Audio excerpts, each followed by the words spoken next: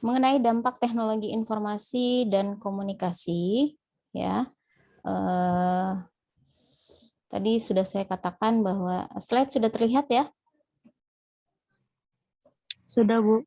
Ya, Sudah, dampak Bu. penggunaan TIK, dampak penggunaan teknologi informasi dan komunikasi, di mana nanti ketika kita sudah artinya kita kan berinteraksi ya dengan teknologi komunikasi dan informasi, ada beberapa dampak-dampak yang terjadi, baik itu dia dampak positif maupun dampak negatifnya ya.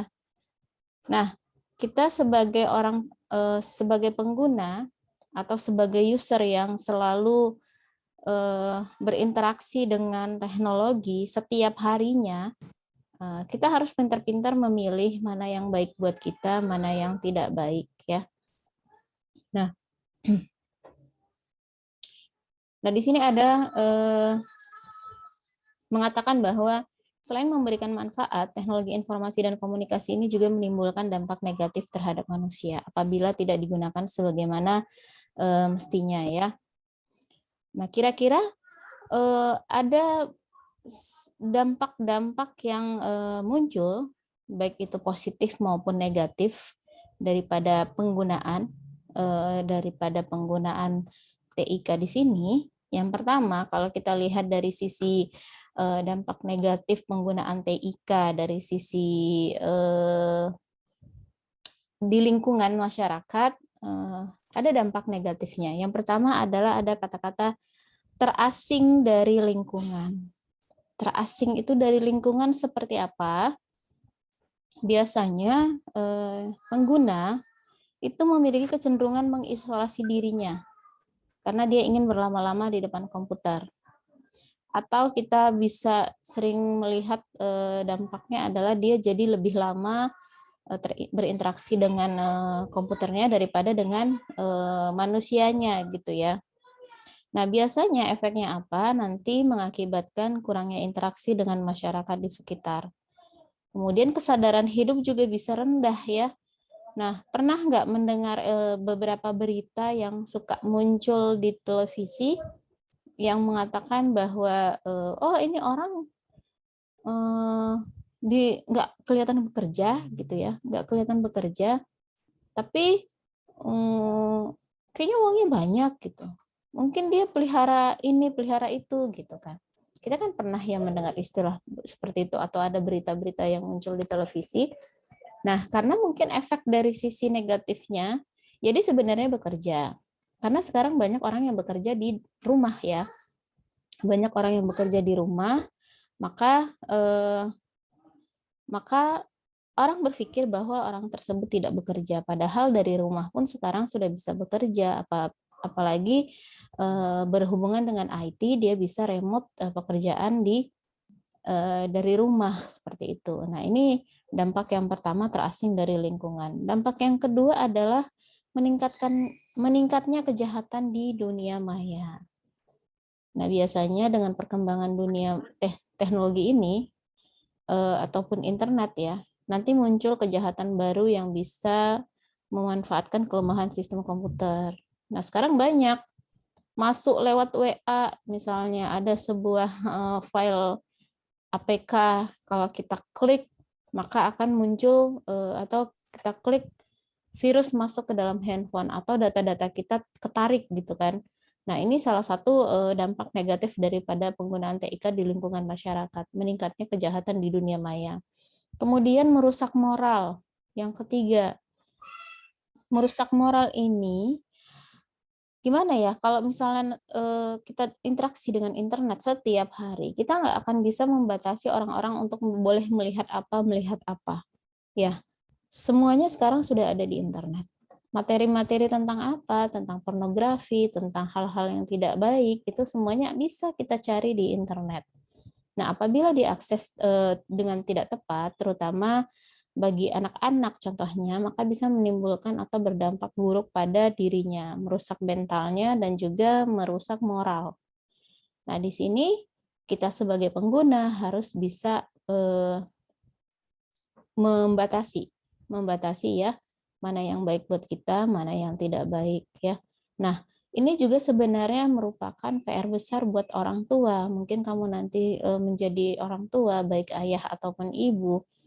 Ini sangat PR sekali gitu ya. Karena anak-anak zaman sekarang itu nggak ada yang nggak bisa megang handphone. Umur 2 tahun bisa megang HP. Pencet-pencet bisa. Nah, kita sebagai orang yang lebih dewasa ya, katakanlah orang yang lebih dewasa, bagaimana caranya untuk menjaga supaya adik kita misalnya atau anak kita nanti untuk bisa mengambil dampak positifnya saja dari penggunaan teknologi informasi dan komunikasi ini ya. Kemudian yang keempat, menciptakan kesombongan diri. Nah, apa sih yang dimaksud menciptakan kesombongan diri? Karena gini, biasanya teknologi-teknologi baru itu kan harganya masih relatif mahal ya. Maka hanya orang-orang tertentu saja yang bisa memilikinya. Kadang-kadang bisa menjadi sebuah kesenjangan sosial ketika ada satu orang memiliki handphone, contoh katakanlah handphone keluaran baru, di mana harganya lebih mahal gitu kan. Maka ini bisa menciptakan kesombongan diri. Atau yang lebih parahnya lagi, ya, yang lebih parahnya lagi adalah ikut-ikutan, namanya FOMO.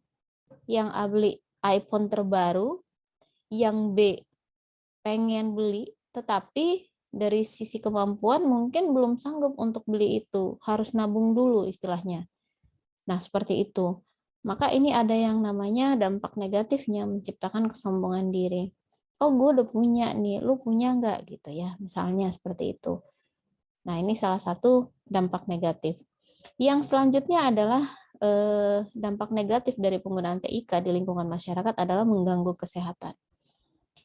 Ya, kesehatan kita bisa terganggu daripada penggunaan teknologi ini atau penggunaan handphone, komputer yang tidak tepat, terlalu lama, kemudian dari macam-macam ya. Kita mulai dari panca indera aja, dari mata. Mata itu kan yang paling terpapar ya, yang paling banyak panca indera yang digunakan untuk bisa mengakses sebuah teknologi, katakanlah melihat handphone misalnya atau melihat komputer. Mata bisa mengganggu kesehatan mata atau matanya jadi rusak. Kemudian pergerakan badan. Coba di sini kalau udah namanya weekend atau libur, biasanya paling enak kan rebahan di rumah, lihat handphone, buka-buka sosmed, atau misalnya nonton film, tiduran, ya kan? Maka pergerakan badannya kan akan berkurang. Nah, ini salah satu yang bisa mengganggu kesehatan, ya, bisa mengganggu kesehatan. Ada orang yang bilang sekarang masih muda tapi badan udah jompo, misalnya ya, seperti itu. Kenapa? Ya karena mungkin gaya hidup tadi ya. Kita sudah semuanya sudah ada di tangan, mau belanja tinggal beli online, mau jajan tinggal GoFood, mau nonton tinggal lihat handphone aja, nggak perlu nonton bioskop misalnya. Ya udah, semuanya pergerakan badan nggak banyak bergerak, mengakibatkan mengganggu kesehatan kita. Macam-macam, ada yang matanya sudah mulai sakit, ada yang tangannya kaku-kaku, jari-jarinya kebas-kebas, dan sebagainya. Nah, itu kita harus bisa memilih mana nih yang baik buat kita, mana nih kok kayaknya udah over nih gitu kan. Nah, ini juga mengganggu kesehatan ya. Nah, saya tanya di sini sama teman-teman, ada nggak teman-teman di sini yang pernah namanya puasa sosmed, puasa sosial media? Ada yang sudah pernah? Ada. Ada? Jika ada, itu ada ya. Saya rasa kita harus lakukan karena di sini ya salah satu yang mengganggu kesehatan selain mengganggu kesehatan secara fisik juga bisa mengganggu kesehatan secara mental. Benar ya? Lihat-lihat sosial media, kemudian pengaruh-pengaruh dari selebgram atau dari pihak luar itu kadang-kadang mengganggu kesehatan nggak hanya fisik tapi juga mental. Yang tadinya kita biasa-biasa aja dengan kondisi kita seperti ini, tapi karena adanya tadi ya efek yang mengganggu tadi, maka ya kita mengalami yang namanya gangguan secara mental gitu. Aduh, mental aku terganggu gitu ya. Mentalku terganggu atau dan sebagainya. Itu adalah salah satu dampak dari negatifnya penggunaan TK terlalu berlebihan. Jadi saya rasa boleh kamu ngambil waktu beberapa saat untuk puasa sosial media atau puasa untuk melihat handphone lah ya. Misalnya dalam 1 minggu atau dalam 2 minggu, coba.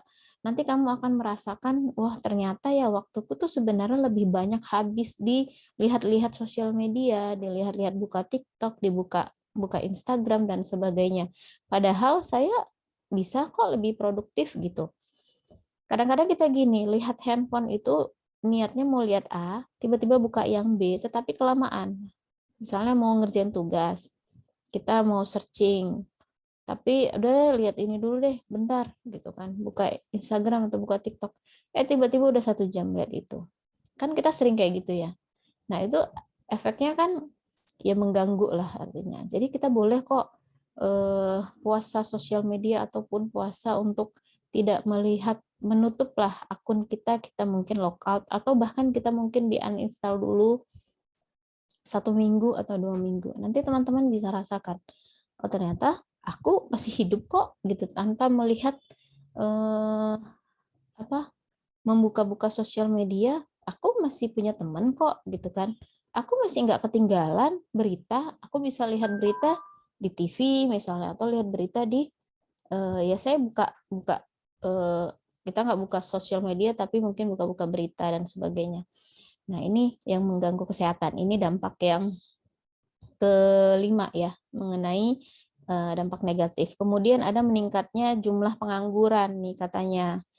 Ya, gimana ya, yang namanya sudah efek teknologi, maka sudah mulai banyak pergeseran dari pekerjaan yang dikerjakan oleh manusia dengan yang dikerjakan oleh robot ataupun dengan komputer ya.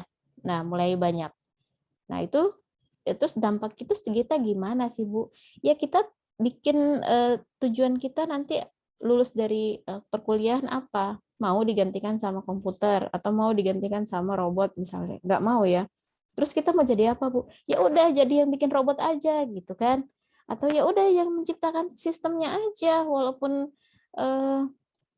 semua nanti akan digantikan oleh komputer, ya kita yang menciptakan sistemnya, kita yang buat robotnya, misalnya seperti itu. Atau kita menciptakan lapangan-lapangan pekerjaan yang baru gitu ya. Nah, itu adalah salah satu dampak dari penggunaan TIK, meningkatkan jumlah pengangguran. Kemudian menurunnya kemampuan berpikir. Nah, ini kalau yang ini ya, saya rasa benar ya sekarang. Menurunnya kemampuan berpikir, karena kita sekarang apa-apa instan. Apa-apa semuanya pengennya yang instan. Informasi itu yang instan. Dia nggak mau baca berita yang panjang, dia cuma mau baca kesimpulannya aja. Jadi nggak punya daya pikir ya. Atau misalnya dia nggak punya sifat apa namanya tuh? Ini benar nggak sih ini informasinya? Benar nggak sih? Dia terima mentah-mentah aja karena dia malas berpikir. Nah ini bisa menurunkan kemampuan berpikir ya. Nah ini adalah dampak negatif dari penggunaan TIK. Selanjutnya kita akan lihat kalau tadi dampak negatif penggunaan TIK di lingkungan masyarakat. Nah, selanjutnya kita akan lihat ada dampak positif dan negatifnya teknologi informasi dan komunikasi ini di berbagai bidang. Yang pertama adalah di bidang pendidikan.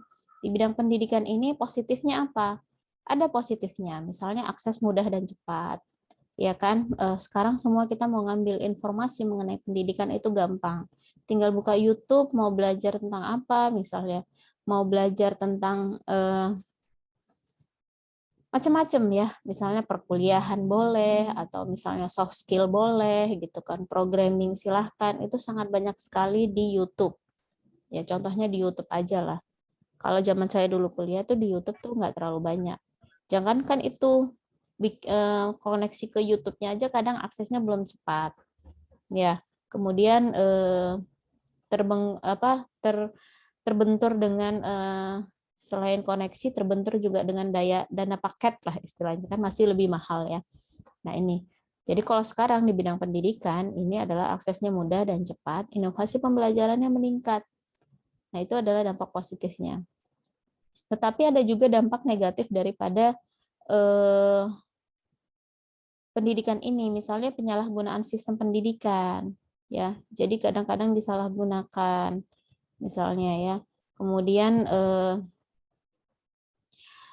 kadang-kadang melatih efek-efek dari negatif dari TIK ini adalah konsentrasi anak-anak itu sedikit. Dia konsentrasi untuk belajar itu dari bidang pendidikan itu nggak terlalu banyak. Suka terdistraksi dengan hal-hal yang lain. Nah, seperti itu. Nah, itu adalah dampak negatifnya. Untuk detailnya teman-teman bisa lihat di slide ya, di modulnya. Kemudian yang kedua ada dampak positif dan negatif TIK di bidang sosial budaya. Misalnya positifnya apa? Positifnya adalah informasi diterima dengan cepat, ya kan? Sosial budaya ya. Karena ya tadi internet tadi kita mau dimanapun dan kapanpun kita bisa mengakses ya sebuah informasi. Kemudian hubungan sosial berlangsung di mana saja. Bahkan sekarang kita bisa bertemu dengan teman TK kita, bertemu dengan teman SD kita gitu. Yang jauh jadi dekat, yang dekat jadi jauh. Nah, seperti itu ya. Kemudian ada juga yang namanya share budaya antar daerah. Ya bisa. Hal positif dari bidang sosial budaya adalah kita bisa sharing budaya kita dengan budaya teman kita yang ada di daerah lain. Kemudian kita bisa lebih gampang mencari informasi mengenai budaya apapun. Itu semuanya bisa menggunakan teknologi informasi yang semuanya sekarang sudah terhubung dengan internet. Nah, tetapi ada dampak negatifnya. Misalnya timbulnya jenis kejahatan yang baru, misalnya ya. Kayaknya memang kalau dampak negatifnya ini banyak kejahatan-kejahatan baru ya. Yang macam-macam lah kejahatan baru ini. Kemudian ada maraknya perilaku menyimpang di masyarakat, bisa juga seperti itu. Efek dari teknologi tadi ya. Kemudian kejahatan baru ini kadang-kadang kalau contoh kejahatan timbulnya jenis kejahatan baru misalnya yang tadi ya pornografi, kemudian apa namanya itu spam gitu ya, spam informasi, kemudian informasi yang tidak benar, ngirim virus, kemudian suka ngambil data, itu juga masuk ya secara umum. Perilaku menyimpang ini ya efek dari teknologi ya. Kalau kita lihat banyaknya perilaku menyimpang di masyarakat, kalau saya lihat nih, nggak tahu ya kalau teman-teman sangat menyayangkan sekali gitu, misalnya kalau di sosial media yang tadinya perempuan bisa jadi kayak cowok-cowok, atau yang jadi tadinya laki-laki yang harusnya punya kelaki-lakian itu dia berubah menjadi perempuan dengan gemulai dan segala macamnya. Saya rasa itu efek dari ya dampak negatif dari penggunaan teknologi tadi gitu. Yang tadinya dia sebenarnya laki-laki baik-baik gitu. Mungkin dengan ya mungkin konten atau apapun saya nggak tahu. Tetapi harusnya sih ada batasan-batasannya yang harus dilakukan ya seperti itu. Nah, itu adalah dampak negatifnya. Next, di bidang perdagangan, ini positifnya adalah membuka peluang bisnis baru, konsumen membeli barang bisa dari dalam dan dari luar negeri dengan mudah. Ini mungkin sudah pernah kita lakukan mungkin ya, beli barang dengan gampang, kemudian kita bisa buka bisnis baru dengan mudah, tidak perlu membuka toko dan sebagainya, dengan cara e-commerce misalnya ya, ini di bidang perdagangan. Tetapi ada negatifnya adalah konsumtif, ya. Pengen belanja mulu bawaannya. Orang lain beli A, kita pengen beli A. Orang lain beli B, kita juga pengen beli B, gitu ya. Yang lain bajunya model begini, kita bilang spill dong, gitu kan. Akhirnya spill kebanyakan spill, ketemu di jalan kembar, gitu. Nah, seperti itu. Nah, ini yang konsumtif. Kemudian menambah angka pengangguran karena tenaga manusia digantikan mesin ya. Nah, ini salah satu dampak negatifnya dari sisi perdagangan. Kemudian di bidang pemerintahan, dampak positifnya daripada TIK ini adalah tumbuhnya proses demokrasi. Kemudian layanan publik meningkat. Kita nggak lagi yang namanya dioper-oper nih kalau di bidang pemerintahan. Mau bikin KTP, sekarang kan satu pintu.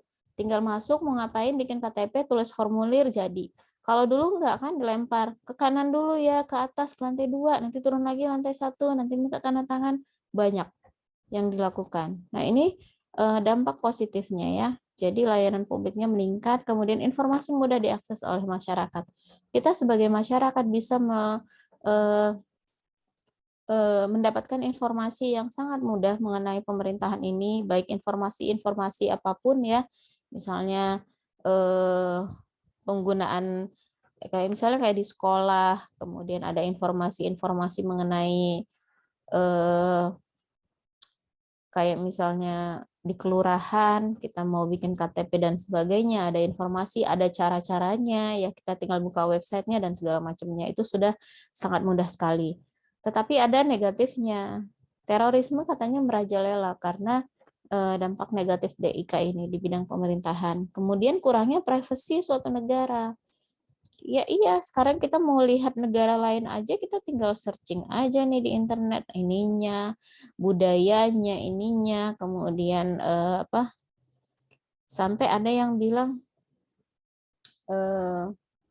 biasanya kalau ada sebuah perilaku ya kejahatan, katakanlah pemerintah ya, pejabat misalnya melakukan sebuah kesalahan, maka jejak digitalnya itu tiba-tiba muncul gitu kan. Ada aja tuh yang muncul, oh ternyata dulu dia orangnya begini, ternyata dulu seperti ini. Muncul jejak digitalnya. Makanya kita supaya tidak terjadi hal seperti itu, dari sekarang kita memberikan informasi, posting sesuatu, posting foto apapun itu yang baik-baik saja. Jangan sampai nanti kalau kita udah jadi pejabat nih misalnya ya, tiba-tiba terkena suatu permasalahan, muncul nih jejak digital yang habis ternyata dulu orangnya seperti ini, ternyata dulu dia ternyata adalah korupsi, ternyata dia dulu ada seperti ini, kan nanti muncul. Nah, ini dampak negatifnya. Jejak digitalnya hadir kembali gitulah istilahnya. Nah, itu yang tadi ya, berbagai bidang. Kemudian sekarang kita lihat di sini ada dampak revolusi industri yang terjadi di dunia teknologi informasi, terjadi di beberapa bidang. Nah, kita kan sudah memasuki era menuju 4.0 atau revolusi industri 4.0. Artinya sekarang semuanya terotomisasi ya, atau ada yang namanya Internet of Things, semuanya sudah bergantung terhadap kondisi teknologi informasi. Ada banyak dampak yang terjadi ya di berbagai bidang di dunia teknologi informasi, misalnya dari sisi dampaknya produksi misalnya produksi barang gitu ya, kemudian di pertumbuhan ekonomi dan inklusi sosial, kemudian nanti di energi juga ada, di makanan, keamanan, pertanian, pendidikan, gender dan pekerjaan, lingkungan dan sumber daya alam, mobilitas, sistem keuangan dan moneter, informasi dan hiburan juga berpengaruh terhadap dampak revolusi industri, layanan kesehatan juga berpengaruh ya, kemudian perdagangan investasi serta konsumsi ya. Nah, ini adalah dampak daripada revolusi industri yang terjadi di dunia teknologi informasi di berbagai bidang. Nah, ada beberapa teknologi yang terkena pengaruh penting pada era revolusi industri ini adalah yang pertama ada yang namanya computing power. Computing power ini berarti pemanfaatan komputer dan juga network ini sangat dibutuhkan dan berpengaruh besar ya. Nah, sekarang sudah kita masuk di era menuju revolusi industri 4.0, ada yang namanya big data, ada yang namanya data science, itu sudah sangat dibutuhkan sekali. Kalau teman-teman sekarang sangat tertarik dengan data science, silahkan dipelajari lebih dalam karena banyak pekerjaan-pekerjaan yang membutuhkan orang-orang yang pintar di data science, pintar di big data, pintar di artificial intelligence. Nah, yang kedua adalah teknologi yang berpengaruh terhadap era revolusi industri adalah kecepatan komunikasi. Ya, kecepatan komunikasi ini ya semakin berkembangnya komunikasi ya, baik satu orang dengan orang yang lain itu berkembang sangat pesat. Kemudian bagaimana kita bisa menggunakan banyak aplikasi ya, misalnya di pendidikan aja aplikasi sangat banyak gitu. Nah, ini adalah berpengaruh di sana ya, kecepatan komunikasi. Yang ketiga adalah kapasitas penyimpanan kapasitas penyimpanan data. Ketika revolusi industri mengharuskan perkembangan penyimpanan data semakin besar, maka kita berdasarkan perkembangan teknologi ini, kita butuh yang namanya kapasitas penyimpanan data. Itulah tadi yang dikatakan big data ya. Dengan dibutuhkannya data yang semakin besar, kita juga butuh yang namanya networking atau jaringan yang semakin besar juga gitu. Bahkan sekarang kita sudah menampung penyimpanan data itu menggunakan ya cloud gitu ya, cloud computing dan sebagainya. Kemudian sensor. Perkembangan sensor ini juga berpengaruh terhadap efek dari era revolusi industri. Apa-apa sekarang kan sudah aplikasinya sudah sensor ya. Biasanya ada sentuhan misalnya, kemudian sensor macam-macam. Sensor ini bisa di dunia apa saja misalnya ya. Kayak misalnya absen sensor aja. Kalau misalnya masuk ke jalan tol, gerbang tol, atau nggak usah yang tol lah, yang gampang tiket. Sekarang nggak perlu pencet, sensor aja gitu. Tinggal di sensor sedikit dideketin tangannya misalnya atau jarinya dan sebagainya, maka gerbang tiketingnya sudah terbuka. Kemudian yang selanjutnya adalah printer 3 dimensi. Nah, ini juga teknologi yang terkena pengaruh penting pada era revolusi industri ini adalah printer 3 dimensi ya. Sudah sangat banyak sekali yang namanya printer 3D printing ya, 3D printing. Jadi dia membentuk printer yang sudah bentukannya adalah 3 dimensi. Nah, ini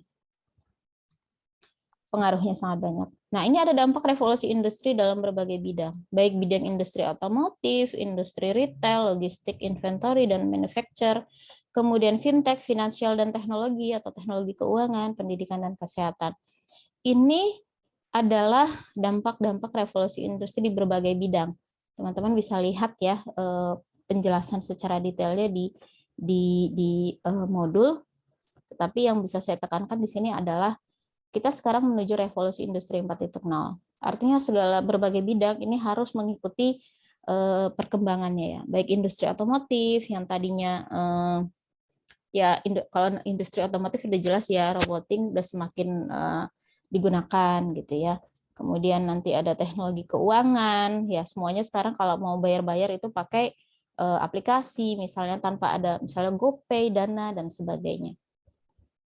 Nah, ini ada revolusi industri 4.0 adalah disrupsi teknologi internet ke dalam proses produksi agar proses pengolahan barang dan jasanya bisa lebih efisien, cepat, dan massal.